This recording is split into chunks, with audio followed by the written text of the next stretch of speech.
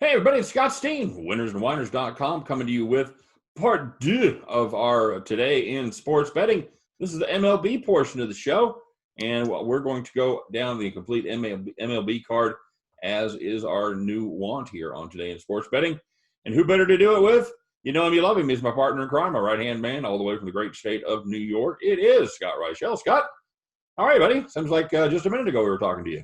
Yeah, doing pretty well. It should be a little bit easier to go through the MLB card considering the fact that 4 games have been canceled already. So hopefully we pick out some winners. I know yesterday seemed to be pretty mixed results. I know personally I pretty much chopped my action. I went 2-2. Lost a little bit on the juice, but in reality wasn't that bad. Well, and I'm keeping track of all the picks here for me. I went 5-6 minus 0.34, 3/4 of a unit. Diamondbacks money line helped you out over there. Yeah, it did, and I'll tell you what killed me is the bet I made in real life. I took the White Sox and laid the juice at minus 155. On the show, we took the White Sox team total over, and Bubic looked okay for the Royals. He looked acceptable. Gave up a couple runs in 4 innings. And again, the Royals bullpen much better than advertised. So yeah, Bubic gave up a 3-run homer in the second inning. That was pretty much it for him, and that's the last runs that the Royals gave up. So bullpen kind of let us down there as the White Sox were unable to score enough to get over the team total, but they did win the game. I know that it was 5.5 and all. You scored 3 runs in the second inning? Second inning, yeah, 3-run homer. Yeah, that's I don't say that's a bad beat, but that's not it's not a great. You were in a pretty good situation there. 3 runs in the first 2 innings. Agreed, and I didn't even text you to talk about how good we were doing. You were too busy being distracted by the 9 runners left on base by the Royals offense. Oof, yeah, just they just can't get a big hit. So, all right, so let's take a look here going down the card. We're going to start off with the battle there of Central teams, Cincinnati against Detroit. And I've currently got the odds of Cincinnati minus 150. Detroit plus 140 on that. 9 is your total. Trevor Bauer goes against Michael Fulmer for the Detroit Tigers. Scott, thoughts on this one? The thing about this matchup is that Fulmer's going to be an opener. Used to be a starter, had some arm surgeries. Detroit announced he would be used as an opener, so this should be a bullpen game for Detroit. Bauer pitched against Detroit earlier this year. I believe he struck out about 13 guys. He was fantastic. Yep. But for some reason, the Cincinnati team just can't beat this Detroit team, and I have no interest in laying roughly minus 160. So I'm going to pass. I have no interest in this game. If I had to lean anywhere, I would probably lean to the under, because I do think that Bauer's going to pitch well once again. But in reality, the Cincinnati team has just been so underwhelming to start the season. I have no interest. All right, very good. And this was everybody's darling pick to make a potential sleeper dark horse candidate run in the National League. And then they started playing. Yeah. And you remember why they're the Reds.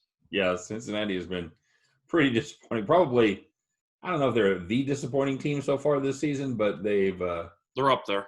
They certainly have not been good at and Detroit's 5-3. Good for Detroit.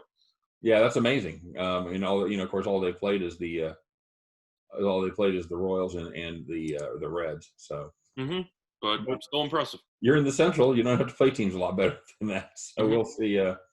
We'll see what happens there.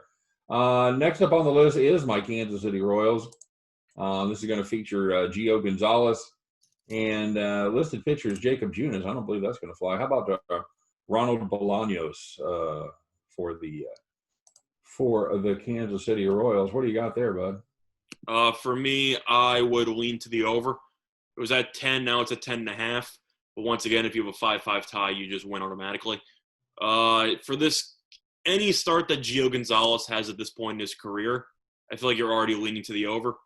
And the fact that the Royals are using a guy who has pretty much 6 appearances in his entire career, I got to assume that this line's going to climb to 11 at some point, just based on the pitching matchup here. I'm going to lean to the over. I know both offenses were pretty underwhelming in the first game of the series, but both starters leave a lot to be desired, so to speak. So for that reason, I pretty much have to lean to the over in this game.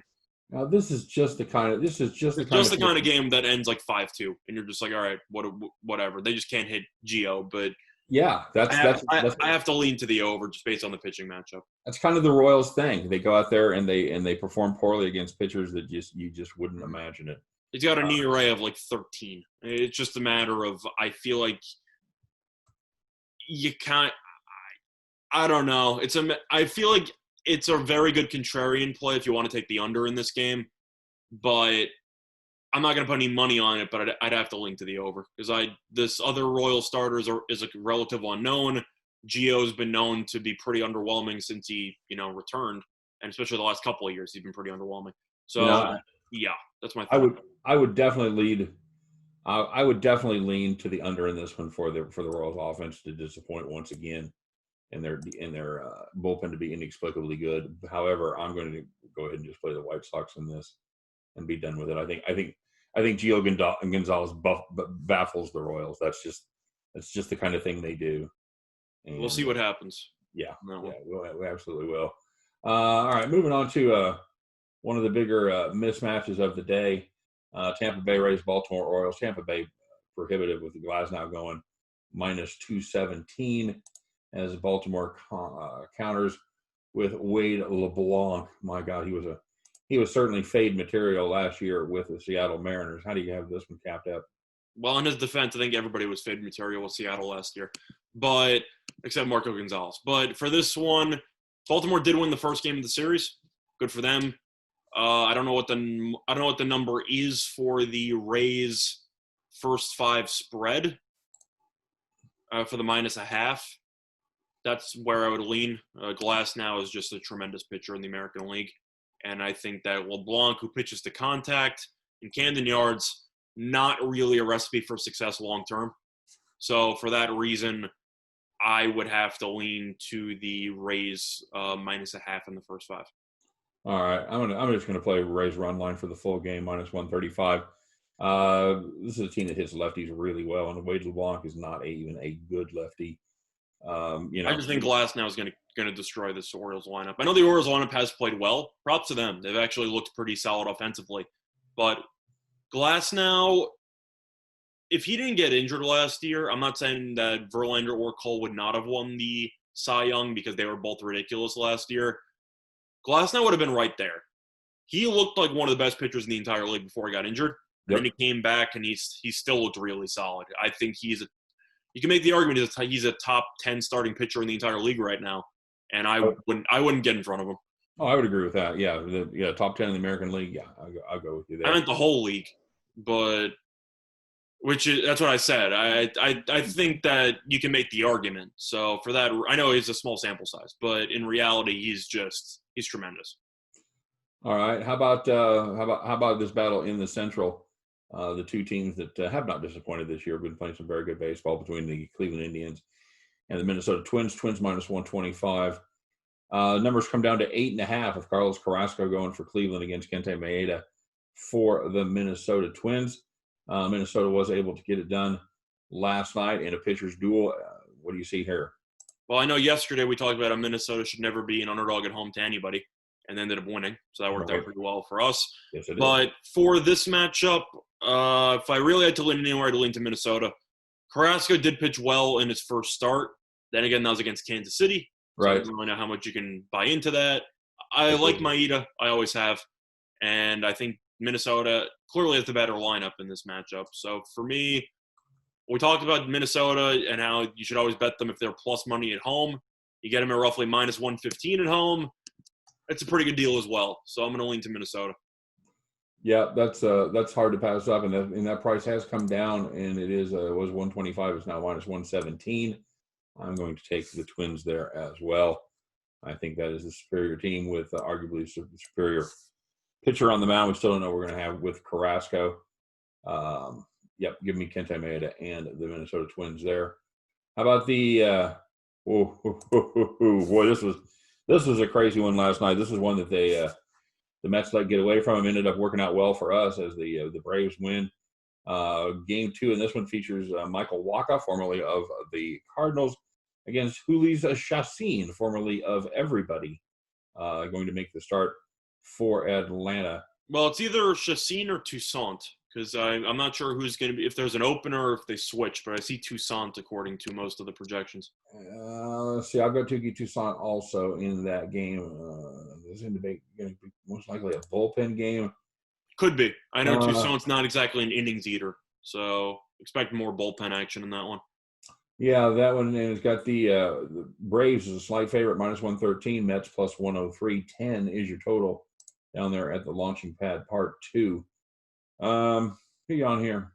And I was originally going to lean to the over because of the pitching matchup in yesterday's performances, but the wind's actually blowing decently in from right to left, which makes me a little bit hesitant on the over. In reality, I feel like I have to just take the Braves. I don't know how you blow a 6-run lead. You get 5 runs in the 8th and then rally for a win the following day, especially the best part about fading the Mets today, they used so many relievers yesterday that Edwin Diaz was not one of them. So he might be one of the first pitchers out of the pen today, which is music to my ears. So even though Toussaint's not exactly a great pitcher by any means, I don't think Walker's amazing either. And I think we both know that the Mets bullpen is one of the best comedy shows on the planet right now. So for me, I'll lean to the Braves. Well, and the Braves pen is, not too far ahead of them. They're kind of a clown car as well.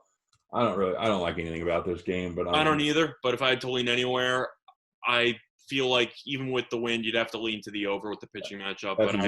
That's exactly what I'm playing. I'm going to play the over 10. I'll lean to the Braves. It just seems like the Mets. I know that they won the first game against the Braves this season. Seems like they just keep finding ways to lose to the Braves after that. So I'm going to take the Braves on that one, but it's more of a lean because the pitching matchup really is not that great. Yeah, okay. I don't hate that. I mean, you're getting the Braves against the Mets are roughly -112. I mean, that's a pretty good deal. To me, on that one, if you insist on betting on that game, you're just not a big fan of money. That's fair. I mean, it seems like a gamble one way or another. It really is, and I think you ask any sports bettor that's serious about this, the last thing they want to do is what, Scott? To gamble their money. To gamble. That's right. No serious sports bettor likes to gamble. That's not why we're here, my friend. It's more just looking at the Braves at home and saying they're -113 against an inferior team. That's hard to argue with. It really is. You got a much better team playing at home. I just, No, I get it. Would it shock me if Toussaint just implodes in the first couple innings? Of course not. So no, it would not. Okay, Astros Angels.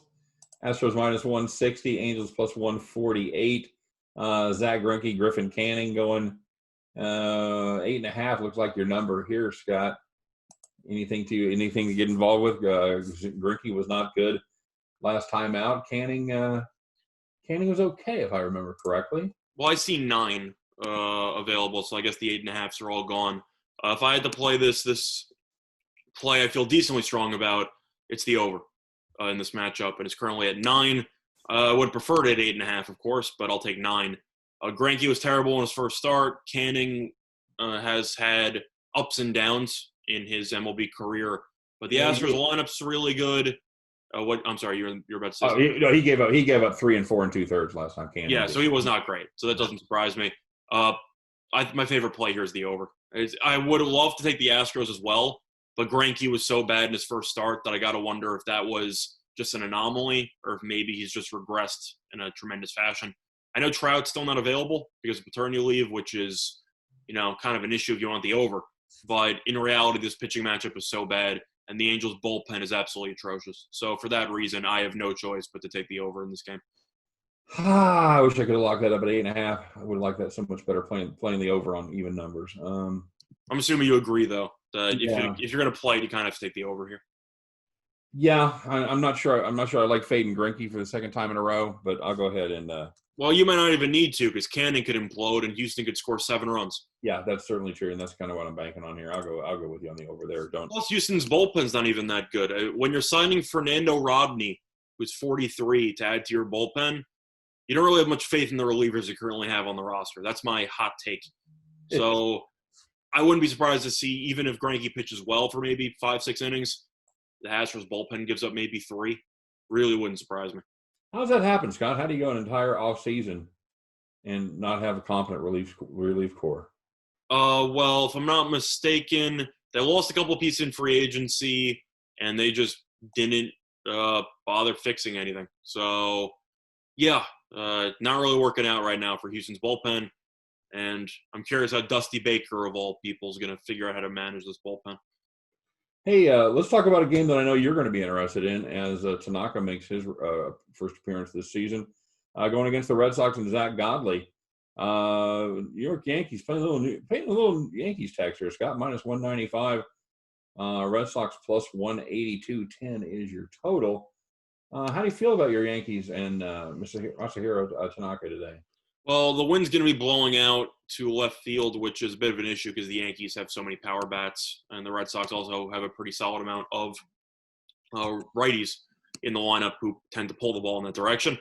For this game, I'm not a fan of Godley, and I'm not really sure what to expect from Tanaka. I'm assuming he's going to pitch well. The injury that he had was a freak thing where Stanton hit a line drive back at his forehead, but his mechanics should still be fine, so I don't think that's going to have much of an impact. Money has come in on Boston, which makes sense because Tanaka's making his first start of the year. Total's going up from 10 to 10.5. I'm not going to play this, but I might surprise you. I'm actually going to lean to the under. I think 10.5 is a little bit too high. Okay. Yeah, it looks like the public money is coming in on the Red Sox at this point. I don't know how you can go against the Yankees right now. Well, watch me. No, you can. I'm saying you can physically. It just the Yankees are on a roll right now. They are. I like Godley. He was really good, and he was really good in his first time out. No hit ball for 4 innings. Yeah, I should have locked it up. I of all things, I did not think money was going to come in on the Red Sox in this one. Well, I feel like if you really wanted to play Boston, you probably got a good number at plus 1.5 runs. I have no interest in that. I'm just saying because if the Yankees are winning, they're not going to bat in the 9th. You could get a free winner there if they're down 1. Yeah, I'm not going to. Just throwing that out there for potential value for listeners if you're afraid to pull the trigger on the Red Sox money line. Yeah, I'm gonna pull the trigger on the Red Sox money line. Give me plus 154. Yeah, that's fair. I just don't think Boston's that good.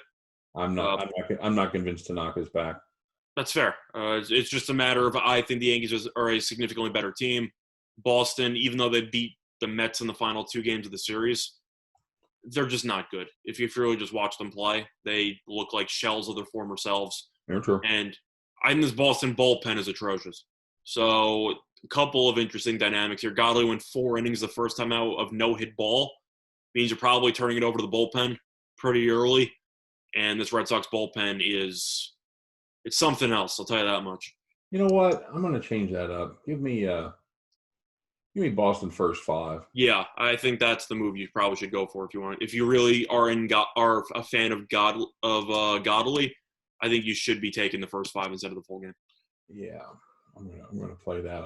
It's gonna cut in a little bit, but I'll take the Red Sox first 5 in that one, and I don't have to get the bullpen involved for the Red Sox. I think that means you agree that Boston's bullpen's a disaster. There's a lot of bullpens that are a disaster right now. That is correct. But the Yankees bullpen, surprisingly, has not been one of them to such a degree. Yep. All right, Dodgers and D-backs. And let's see, update on the price on this one. Dodgers minus 148. D-backs 137. 9.5 is your total. A little money's coming on the Dodgers. Urias goes against Luke Weaver for Arizona Diamondbacks. Arizona Diamondbacks, Scott, did okay for us yesterday. They did. I had to lean to the over. Joe Kelly almost single-handedly brought the over to fruition. Believe it or not, when he's not a people's hero throwing at the Astros, he can't find the strike zone, and he's just not that good. But, Astros had not the Astros, the Diamondbacks had a very nice comeback yesterday.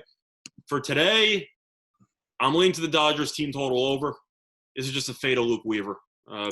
He's just not good. And that's going to be, of course, 5.5 is going to be your Dodgers total there. I'm not surprised it's that high. I know the offense wasn't great yesterday, but Luke Weaver was so underwhelming in his first start. I don't even know how much he has left in the tank or if he should be a starter. He's got a 16.2 ERA. I'm taking the Dodgers team total over there. All right, I'm just gonna go ahead and play the Dodgers straight on this one. Minus 148 is that one. I don't. I'm still not. The Dodgers go into weird little slumps. I know they score a lot of runs, but they tend to do it in spurts. They tend to put 10 on the board, and then inexplicably that offense will just kind of go to ground and they'll rely on their pitching. I just don't think this is a team that consistently scores 6 or more runs. But I do think they're going to score enough to beat Weaver, and they certainly could. They certainly could pop off. No question about it. But I'm going to take the Dodgers at minus 148. Yeah, that's fair. All right. Another game out there in the West, Padres, Colorado. This was a very entertaining game yesterday as Padres came back and then held on to beat the Rocks. It looks like another close one according to the bookmakers today as Lucchesi goes against Kyle Freeland for the Colorado Rockies up there in the Rocky Mountains. 12.5 is your inflated Rocky Mountain total. And 108 for the Padres, 102 for the Rocks. Scott, how are you going to get involved in this one? I don't plan to at all because both teams, their bullpens are so bad that I can't even trust the team that has a lead at any point. These two bullpens are abysmal. San Diego's bullpen, I think Yates has an ERA of roughly 17, and I'm pretty sure Wade Davis has an ERA of 16.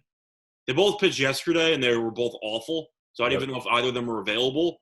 If I was really going to lean anywhere, I'm actually going to lean to Colorado because I actually like Kyle Freeland. I know that he was terrible last year.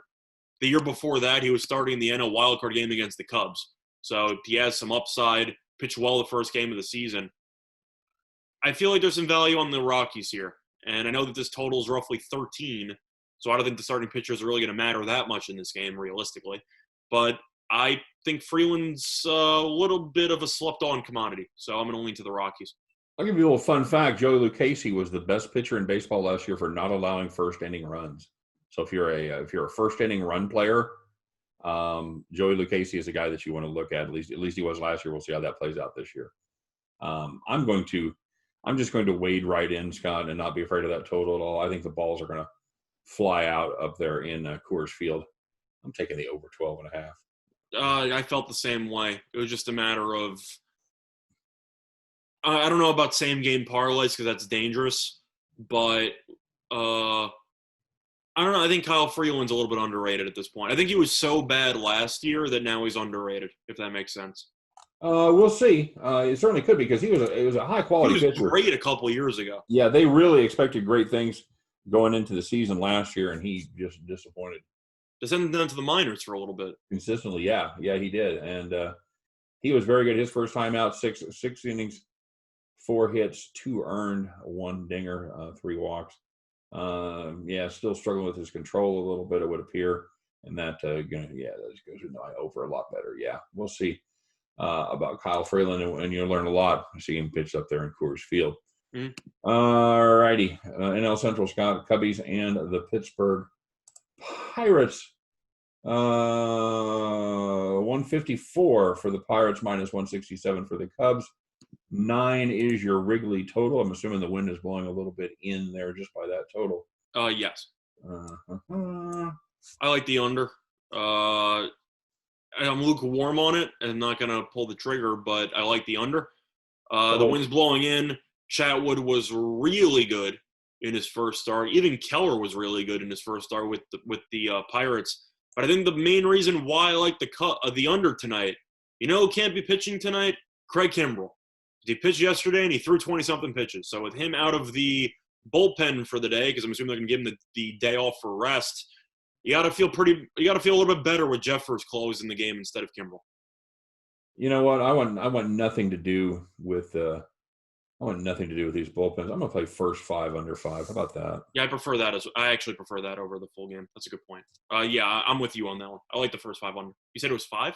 I'm assuming it is if the total's 9. I'd agree with you. There's probably gonna be juice to the under, but yeah. Yeah, you're probably gonna pay. Let me see if I got it here real quick.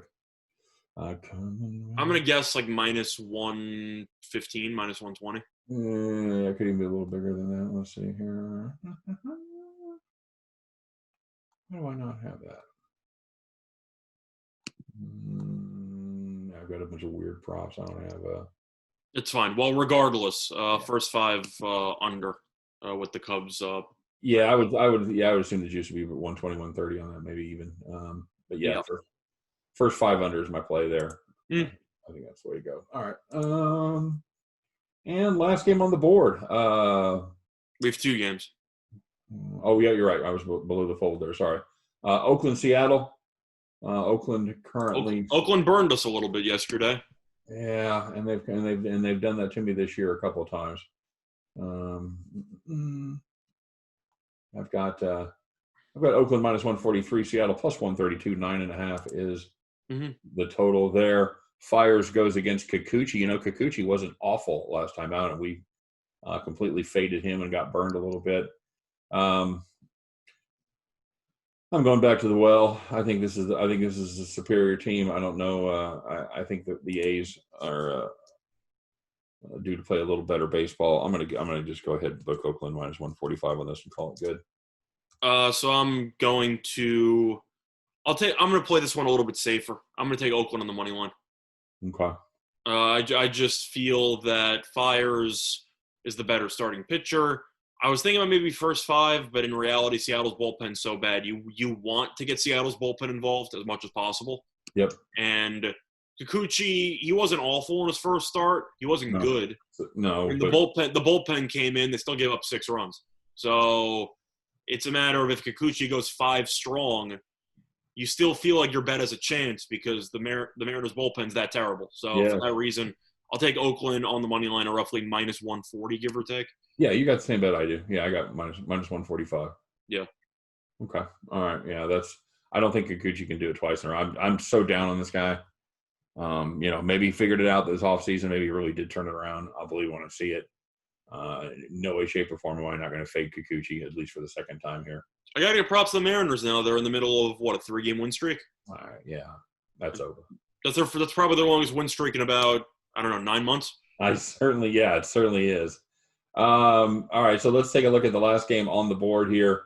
I still have no idea who's pitching for the Giants, but yeah, fun stuff. I can tell Gabe Kapler is going to be a thorn in my side when it comes to writing articles because they just don't announce who's pitching until 5 hours before the game.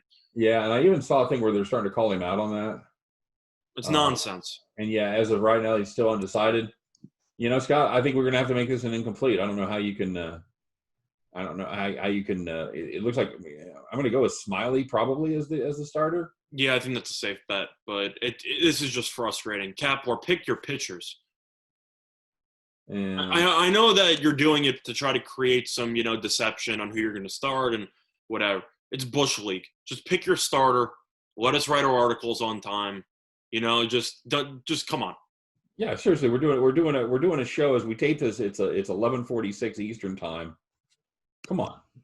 Your game's in like 10 hours. Yeah. Pick a pitcher.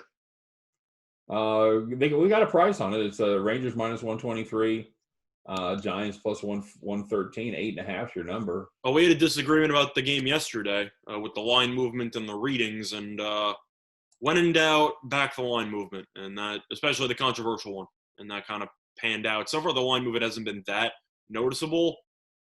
I guess I'd lean to the Giants regardless because I actually like the way they've been playing baseball to start the season. And offensively, they've actually looked decent. Yastrzemski's looked really good. Yeah. And you got Longoria back. You got Belt back. You're getting a little bit healthier. And Texas still cannot hit the ball to save their lives. So if I really had to lean anywhere, I'd lean to the Giants, even though I don't know who the starting pitcher is.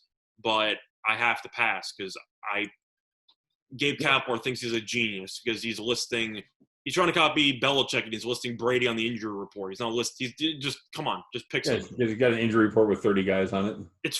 He's got an injury report with 45 guys on it, and they're all going to play. It's the ninth game of the season. Pick a starting pitcher. Come on. Agree. All right, so we're gonna give that one an undecided for that one. Yeah, I would probably lean towards the Giants, but in reality, I don't want any part of that game. I don't give a shit who pitches for San Francisco. I really don't. That's fair.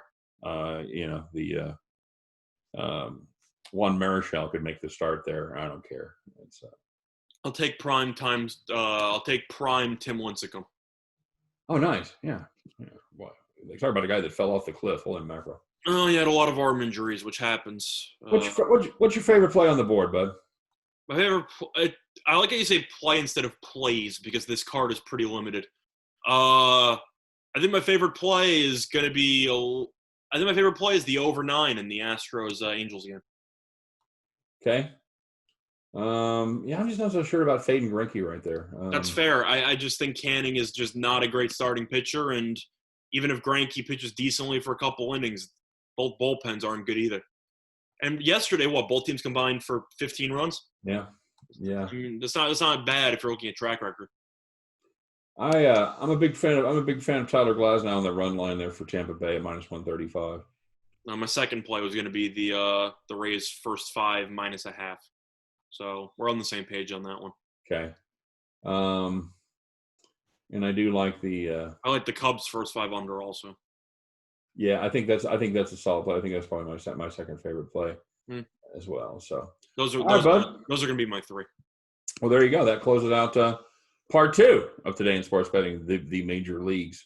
This time it's personal. I don't know. Yeah, and we got another show coming up. We do. We do. We have another show. We're going to be doing our NASCAR show with Winning Willie. So if you guys are NASCAR fans, if you want to see who's leading in the Winners and Wires Cup, make sure you tune in and check out the next show that we're going to be doing. But this wraps up this one. Hope you guys are doing well. Hope everybody has a great day. Good luck on all your baseball plays. Good luck on all your NBA plays. And Scott and I will be back to see you Monday. We're taking the day off tomorrow.